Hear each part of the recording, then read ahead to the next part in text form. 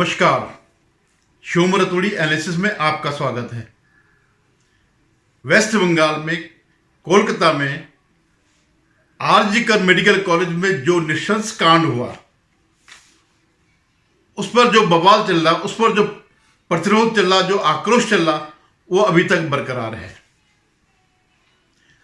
कल बीजेपी का प्रदर्शन था और इससे जो है ममता बनर्जी बहुत ज्यादा बौखलाई हुई थी।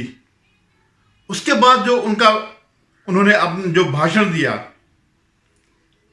वो उनकी बौखलाहट को दिखाता है। वो बताता है कि ममता बनर्जी हताश हो चुकी हैं। जो उन्होंने कल कहा कि अगर यहां आग लगी तो हम हर जगह आग लगा देंगे। বাংলায় যদি আগুন লাগান, আসামও থেমে থাকবে না, নর্থ ইস্টও থেমে থাকবে না, উত্তরপ্রদেশও থেমে থাকবে না, বিহারও থেমে থাকবে না, ঝাড়খণ্ড থেমে থাকবে না, উড়িষ্যাও থেমে থাকবে না, আর দিল্লিও থেমে থাকবে না। আপনার চেয়ারটা আমরা টলমল করে দেব।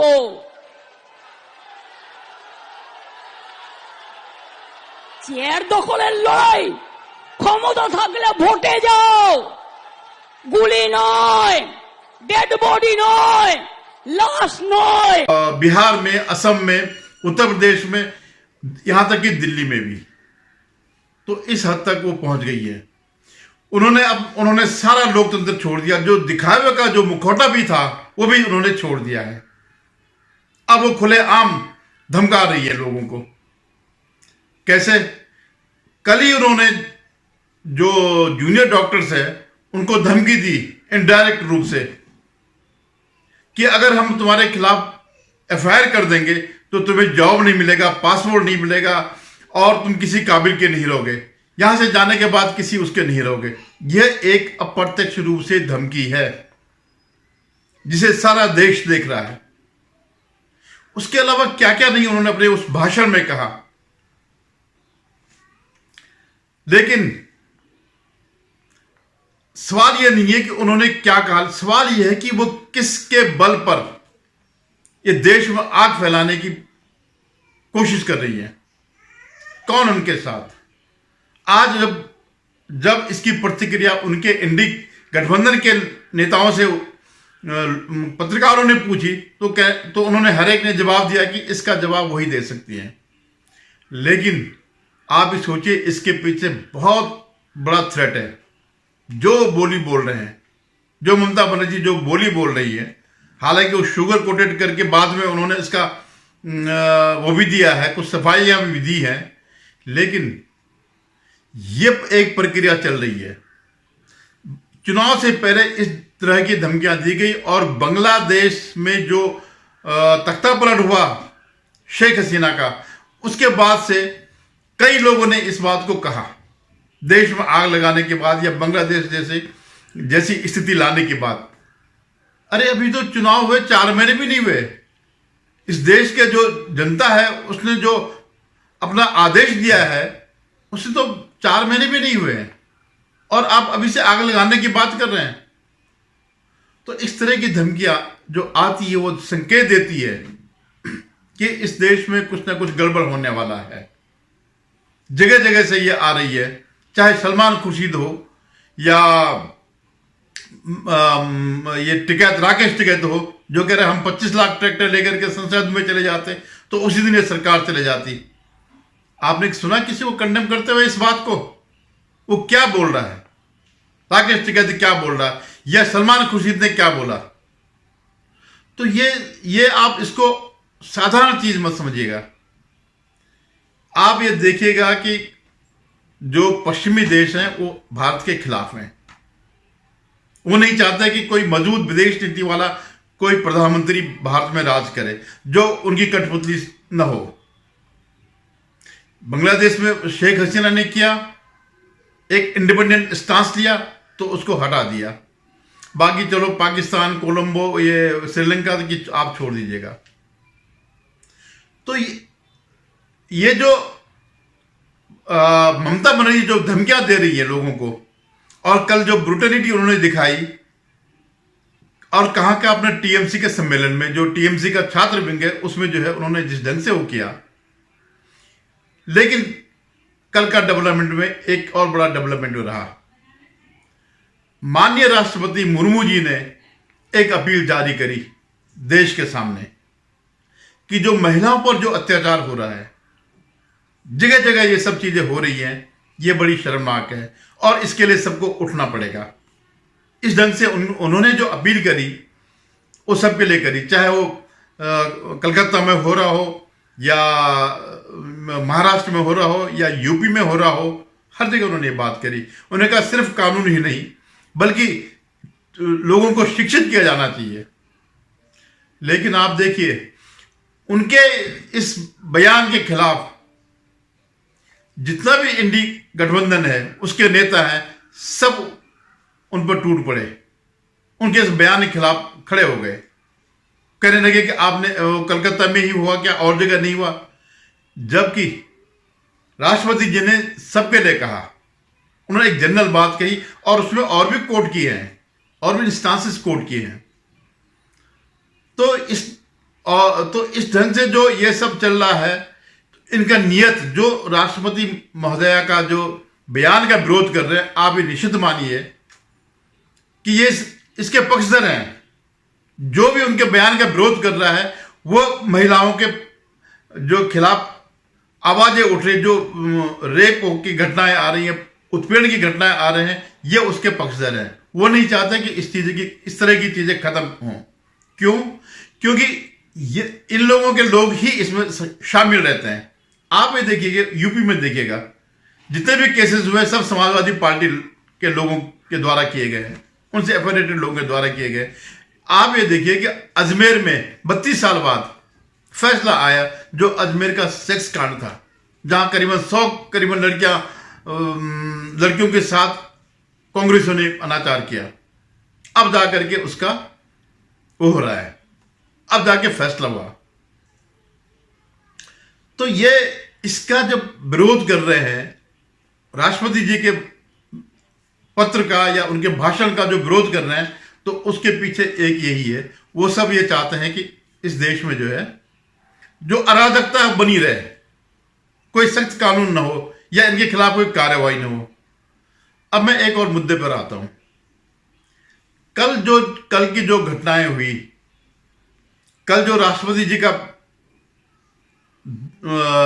जो बयान आया, जो उनका भाषण था, जो बयान था, जो लेटर जो उन्होंने जारी किया प्रेस को, और जो कल हुआ और कुछ दिनों से हो रहा है, जो कानून व्यवस्था की स्थिति है बंगाल में, सारा बंगाल जो है उद्वेलित हो रखा है। हालांकि ममता और उसके जो मंत्री हैं वो यही कह रहे हैं कि नहीं, कोई फर्क नहीं पड़ रहा है, और इस ढंग से वो करते हैं। तो इस बात की आशंका हो रही है, आज गवर्नर भी आ गए हैं बंगाल से अपनी रिपोर्ट लेकर के।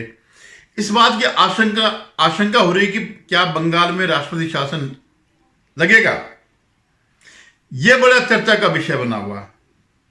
कायदे से तो लगना चाहिए, क्योंकि ये एक इंस्टांस नहीं है, यह नहीं कि केवल एक ही घटना हुई हो। इनका इतिहास जो है बड़ा लंबा इतिहास है। पहले 2011 से लेकर के जब पहली बार सत्ता में आए, तब से लेकर के आज तक 13 साल का जो है, 12-13 साल का इनका यही इतिहास रहा है। चाहे 2021 का चुनाव के बाद हो या जो वहां लोकल चुनाव होते हैं, स्थानीय चुनाव होते हैं, वहां भी यही होता है। अगर आपने उनको वोट नहीं दिया तो आपको जो है मार दिया जाएगा, और मारे जाते हैं। और संदेश खाली तो आपने देखा ही देखा। शाहजहां शेख वो क्या कर रहा था? वो भी तो यही कर रहा था, वो भी तो महिलाओं का शोषण कर रहा था, उनके यहाँ बुलाया जाता। और ये वो है तो क्योंकि इनके अंदर हिम्मत है कि हमारा कुछ नहीं बिगड़ने वाला, मुझे वोट मिलेंगे। जो मेरे अपोजिशन वाले हैं उनको मैं डरा धमका करके बाहर नहीं निकलने दूंगी। और जो मेरे वोटर्स हैं, आप जानते हैं कौन उनके वोटर्स, सारे बांग्लादेशी और इन्फिल्ट्रेटर, जिनका वो पहले विरोध करती थी, अब उनका समर्थन करती है। तो ये आशंका हो रही है कि क्या राष्ट्रपति शासन लागू होगा। ये बड़ी चर्चा का विषय है। मुझे ये कहने में कोई प्रसन्नता का अनुभव नहीं होता है कि बंद अभूतपूर्व सफल रहा। बल्कि मुझे यह कहने में पीड़ा का अनुभव होता है कि बंद की वह अभिव्यक्ति जो बंगाल के जन जन के द्वारा दिखाई पड़ रही है, वो ममता बनर्जी जी की सरकार को सुनाई नहीं पड़ रही है। और इसके बाद जो मैंने पहले ही कहा, पुनः कह दूं, जांच को भटकाने, आरोपी को बचाने, सबूतों को मिटाने के बाद अब डॉक्टरों को धमकाने की एक नई रणनीति दिखाई पड़ रही है। आपने इससे पहले कोई ऐसा बंद नहीं देखा होगा कि जहां एक तरफ बंद का आह्वान किया जाए, दूसरी तरफ सत्ताधारी दल के नेता जाकर दुकानों को खुलवाने का प्रयास करें, फिर इसके बाद मुख्यमंत्री आकर प्रेस को संबोधित करें और आप उनके शब्दों को गौर करिए। वो क्या कह रही हैं? मैं नहीं चाहती कि एफआईआर हो, हम एफआईआर नहीं करना चाहते ताकि कैरियर ना बर्बाद हो, पासपोर्ट और वीजा मिलने में समस्या ना हो।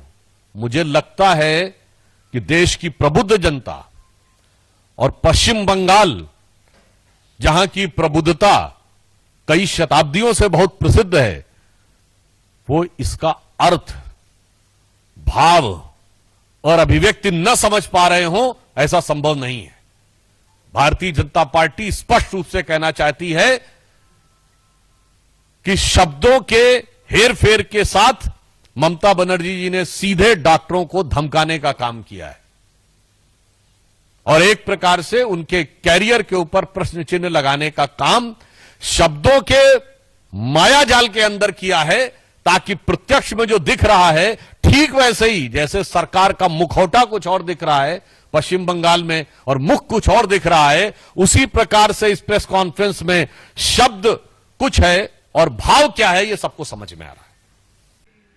और अगर आप देखें तो मोदी जी के कार्यकाल में कोई किसी भी राज्य में राष्ट्रपति शासन लागू नहीं हुआ, इस दृष्टि से नहीं हुआ। एक बार सिर्फ इसलिए हुआ उत्तराखंड में, क्योंकि उनके कई एमएलए छोड़ चुके थे, तो स्थिति ठीक नहीं थी। मतलब कोई वो करने को तैयार नहीं था सरकार क्लेम करने के लिए, तो कुछ दिनों के लिए राष्ट्रपति शासन लगा। अदरवाइज कानून व्यवस्था की स्थिति पर कभी भी किसी भी राज्य में इस पूरे दौर में मोदी जी ने वो नहीं किया, राष्ट्रपति शासन लागू नहीं किया। लेकिन ये भी एक गलती थी, 2021 के चुनाव के बाद जरूर किया जाना चाहिए था, जो होता देखा जाता। तो अब फिर लोगों के अंदर यही प्रश्न उठ रहे हैं और एक दो दिन में शायद इसका नतीजा आ ही जाएगा कि क्या हो रहा है। जहां तक मेरी राय है, राष्ट्रपति शासन लागू नहीं होगा। मैं इसे केंद्र सरकार की कमजोरी नहीं मानता हूं। ये जो लोकतंत्र है, इसके तीन वो हैं, विधायक, कार्यकारिणी और ये न्यायपालिका। जब तक तीनों मिलकर के नहीं चिंतित होते किसी बात को लेकर के, तब तक ये उम्मीद करना बेकार है। या तो सुप्रीम कोर्ट इस पूरे दौर में जो उनके यहां सुनवाई हो रही है उस पर कोई फैसला दे, कोई टिप्पणी करे और अनुशंसा करे कि इसको बर्खास्त किया जाना चाहिए। लॉ एंड ऑर्डर नहीं चल रहा है तो इसमें यहां राष्ट्रपति शासन लगना चाहिए या कुछ महीनों के लिए लगना चाहिए। ये न भी हो कि पूरा वो किया जाए, दोबारा चुनाव हो, लेकिन कुछ महीनों के लिए सस्पेंशन में विधानसभा होनी चाहिए। अगर ऐसा सुप्रीम कोर्ट फैसला देता है तो लग सकता है राष्ट्रपति शासन, क्योंकि जनता उद्वेलित है और ये जो गुबार है, बरसों का जमा हुआ गुबार है जो ये उबल रहा है। लेकिन मुझे पूर्ण विश्वास है, जैसे जो सुप्रीम कोर्ट की आजकल नीतियां चल रही है, वो कभी इस तरह की बात नहीं करेगा। और अगर राष्ट्रपति शासन लगता भी है तब भी वो उसको उठा देगा, उसको उस फैसले को पलट देगा। तो ये मैं इस बात को सिरे से खारिज करता हूं। हालांकि परिस्थितियां वहां राष्ट्रपति शासन लागू होने की है, लेकिन फिर यह है कि 6 महीने बाद भी अगर होगा तो क्या होगा, दोबारा चुनाव अगर हुए तब भी ममता बनर्जी नहीं आना है सत्ता में। वैसे यह कहा जा सकता है कि अगर 6 महीने के लिए राष्ट्रपति शासन लागू हो जाए तो जो सिस्टम है उसमें सुधार लाया जा सकता है, लेकिन सिर्फ 6 महीने में नहीं। जैसे J&K में स्थितियां सुधारने में काफी समय लग गया। वहां पूरा प्रशासन पे कीड़े पड़े हुए थे, धुन लगी हुई थी, घुन लगी हुई थी, दिमगे लगी हुई थी प्रशासन में, जो स्थिति बंगाल की है। तो इसके लिए कम से कम 1-1.5 साल तक समय चाहिए केंद्रीय शासन के लिए, तभी ये स्थिति बदल सकती है। और ये जो जनाक्रोश है, ऐसा नहीं कि ममता बनर्जी चुप हो जाएगी इसके बाद, माना नहीं राष्ट्रपति शासन लागू होता, नहीं होगा मुझे जो लगता है, लेकिन वो अपनी आदतों से बाज नहीं आएंगी। जो उनकी हरकतें हैं वो करती रहेंगी, वो प्रताड़ित करेंगी लोगों को, सब कुछ करेंगी। तो अभी देखिएगा 1-2 दिन में क्या होता है। एक मेरा आपसे निवेदन है कि आप मेरे इस वीडियो को देखें, चैनल सब्सक्राइब करेगा।